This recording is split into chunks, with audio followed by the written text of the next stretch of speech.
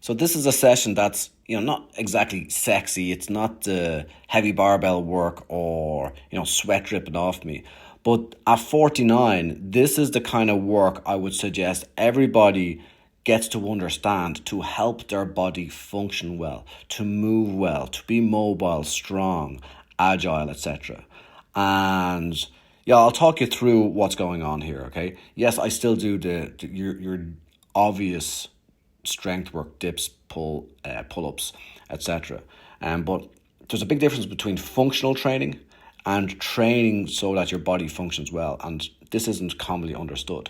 So I'm starting off with some spine segmentation. So it's like the cat cow, but I'm trying to segment each vertebrae, moving them one at a time. So if you can see, there's a kind of like wave almost. I started from the pelvis that time. I'll start from upper back this time, and then tuck the pelvis. So I'm trying to get a wave there. And this is excellent, obviously, for joint health, but also for control. There's a large area of our brain that is just devoted to movement. So I'd ask you, how often do you move your spine through a full range of motion? Are you doing this regularly? How controlled are you or skilled are you at spine movement? And if you're suffering back pain, for example, or stiffness, and you're not moving your spine in a controlled manner, well, don't expect it to improve. So these are exercises I do pretty much every day. I do this, at every warm up I do, and yeah, it's a great way to start the morning, for example. This one here, I call it spinal mobility control. It's almost like you're moving your spine like a skipping rope. It took me a while to figure this out, so I suggest exploring this, okay? Could be done in the evening after a long day sitting at a desk, for example. So yeah, get skilled at spine movement. That's what I tell all my clients, A lot of people have back issues and they go straight to, for example, a manual therapist, and they might do some manual therapy. But my belief is movement comes first. Get your spine moving well, and that's going to improve its condition and so much more. So next, some shoulders. I've dislocated both my shoulders multiple times playing rugby years ago as a kid, and got surgery on both. So I've actually limited range of motion. This is end range strength training. They're prone, which means just lying face down, swimmers. And absolutely love them. With ball and socket joints such as shoulders and hips, rotation is absolutely key. How good are your shoulders at rotating in the ball and socket joint? Okay. So I'm keeping my hands as far off the ground as I possibly can. If you notice, the back of my hands are facing my backside at that position, and nice slow movement.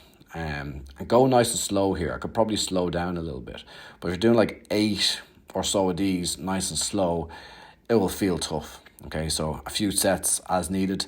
But yeah, I love this stuff. Like, how often do we train with our arms behind our back?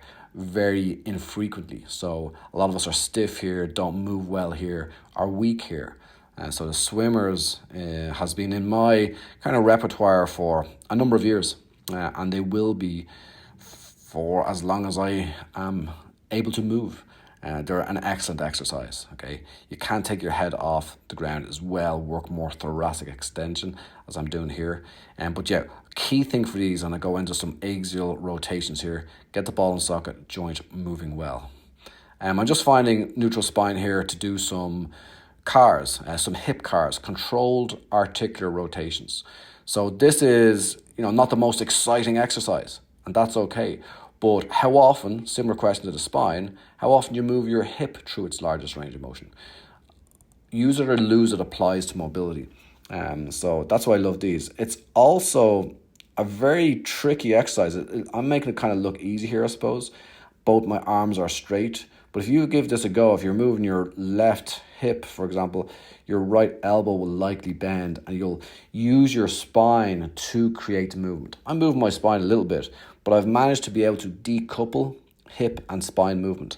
And that's just due to practice over the years. And my mind, my brain, essentially, my nervous system is more skilled at this movement. I'll show you a dodgy example in a moment. But see, my right elbow is kind of straight, my spine's not moving, and I'm just generating the movement through the ball and socket joint up the hip. When I give this to people first, they kind of twist with their spine because they can't articulate. They're doing this kind of thing, right? So give this a go. So what's going on there, they're compensating, all right?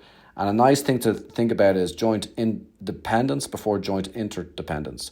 So get your or train your joints to function well independently, and then when you go to do complex or functional movements such as squats or walking lunges or multi-joint movements, they'll work well interdependently. Okay, a lot of people get that wrong. They can't squat down, their hips don't function, but they're going into these compound movements that require joint interdependence before training the joint on its own to function well. And once your hip, for example, or spine or shoulders function well, then any other more complex movements become easy. Just a bit of scapular stuff here. I would do this all the time. I suffered with a lot of upper back and lower back pain, and when I was sedentary before I learned all this, and it just feels awesome. It's like it's better than a massage, okay, because you're moving those joints through a full range. This fella here is a quadruped hip shift. So I'm almost moving my hips like pistons, okay? So one knee goes to the ground whilst the other comes up, and again, some movement into the pelvis. And I've worked with a lot of footballers, but a particular Premier League footballer I was working with a number of years ago, and he was very inquisitive. He'd like to know, well, okay, I feel great, but why? Why do these work? And when you think about a footballer, you play the defender, sprinting around the pitch, his body would go into all different ranges of motion, unpredictable, all right? But if he wasn't going there in his training, well, then he'd feel sore afterwards. Think about that. Just like, if you haven't trained for a while and you do some exercise, you're going to feel some DOMS. So what we want to do is get our joints moving in all these different ranges of motion, get our muscles working through different ranges of motion so they're strong there, they're accustomed to it. But also the mind kind of trusts our body there, all right? And yes, you obviously improve the condition of ligaments, joint capsules, muscles, tendons, etc. by doing this stuff.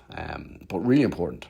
This one, I don't care if you've seen me do this a lot, because a lot of people have seen me doing this, just external rotation of the hip. I'm not passive here. I see a lot of people just holding this stretch passively, and I'd say they're wasting valuable training time. I'm actively driving my leg into the ground, and I'm almost thinking about pushing my leg into the ground to get back up. So this is improving how my hip externally rotates. It's strength work as well. So I'm working the muscles here. As I go down, I'm almost thinking of pushing the leg into the ground to come back up.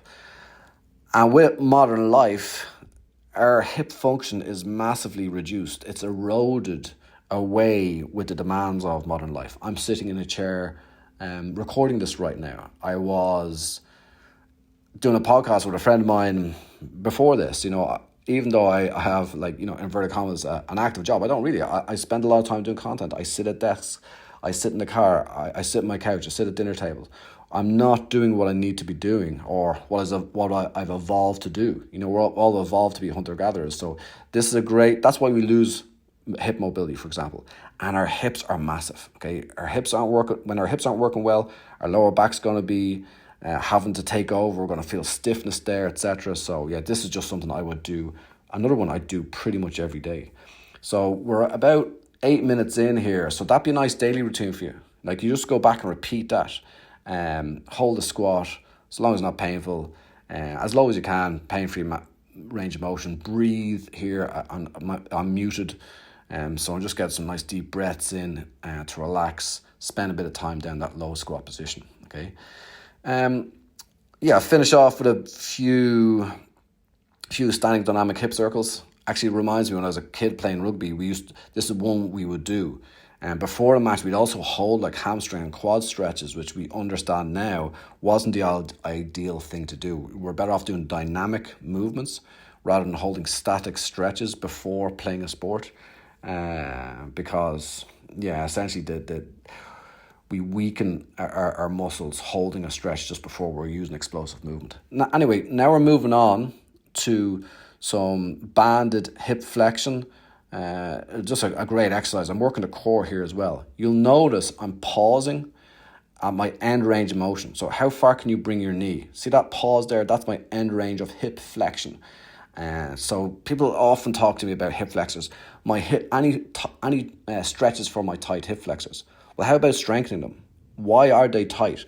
Oftentimes they're tight because they're weak, and the nervous system imparts that tightness. It sets that muscle tone because it doesn't necessarily trust the joint in that range of motion because you're never there or you're never training there, okay?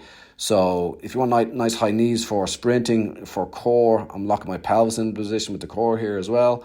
Exhaling as I bring my knee up, try these out. You know, you can do 2 to 4 sets of any of these exercises for, you know, I think I was doing about 12 to 15 reps or so here, depending on what band strength you have.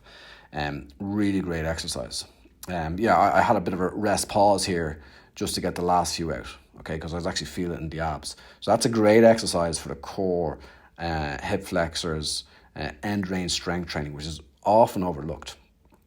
This fella here, now it's January when I was recording this, the gyms are packed. I would use the glute machine on the gyms as well, but actually a single leg, note my foot, I'm driving through the heel. I almost pull my foot towards my backside rather than let it slide, and I can really focus on the glute contraction there. Go nice and slow on the way down. I'm not resting at all between reps, and this is just a brilliant exercise. And my left hip here, I have a labrum tear and femur acetabular impingement, so I really focus on getting everything strong around that hip joint. Okay, so we just did some flexion, in the previous exercise. This is more posterior chain strength. I do a little bit of adduction work here in a moment. But basically train your hips. You know, everyone goes for the heavy weights, and that's fine with squatting and all the rest of it if you have the function for it. But a lot of gym programs ignore end range strength and single leg stuff. Okay, so yeah, that's why I have these in. Again, I think I did 3 sets here, but you think of a guide of 2 to 4. Okay, quality over quantity. Importantly, I'm trying to get level here at the top of the movement. Knee, hip, shoulder are in a line, so I'm really driving forward there, focusing on that glute contraction. But you'll feel it in other areas as well, lower back, hamstring also.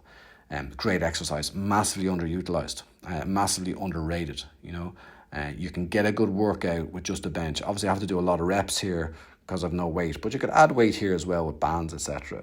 I just like going long with these, long duration for endurance, and yeah, just get a great stimulus from it. This fella here, so this is the adductor isometric. So if you're looking from above, you see my knee, hip, shoulder are in line. I have a kind of posterior pelvic tilt, not anterior, posterior. So tuck the tailbone. And I'm just trying to breathe and hold that isometrically for anywhere from 45 to 90 seconds, even up towards 2 minutes. You could advance this. You could even straighten the leg. But yeah, brilliant exercise for the core. Keep the breathing going. Stay strong in the shoulder. And of course, we're working that adductor. And isometrics we use them an awful lot, and they're underutilized. You don't see too many people holding an isometric other than a regular plank, which most people hold incorrectly anyway. And yeah, you can do some reps here. Of course, I did the other side. I didn't include it in this edit, but 3 to 4 sets of that. This guy here, I have good range of motion in my ankles. I can get a nice deep squat. My knee can go very far over my toe, but I've still gotten pain. So why is that? It's not just about mobility. It's because I wasn't doing much bounding. So I'm getting some stiffness actually into the ankle and foot complex here. Brilliant for running. So that's the session. Give these a go. Maybe just pull out 1 or 2 exercises. And if you have any questions, let me know.